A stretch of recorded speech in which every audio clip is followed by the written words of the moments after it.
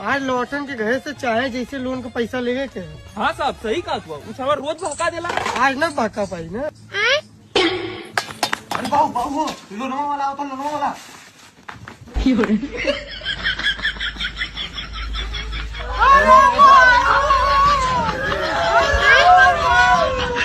अरे यार सौरभ एकरी है तो मदन पड़ल है, अब क्या करल जाए। हाँ साहब सही कहा तुआ, ई समय ठीक ना है पैसा ले लेकर। चला चलल जाए अगले दिन अवल जी।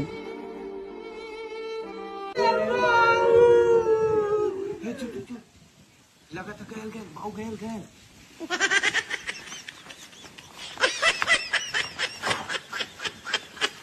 बाबू लगा तो गया है।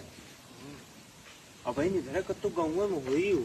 बाऊ तो हर जी गई ने भैया, अब लोनवा का पैसा दे दा। भाग भाग भाग बहुत दो बड़ा बाटी थी।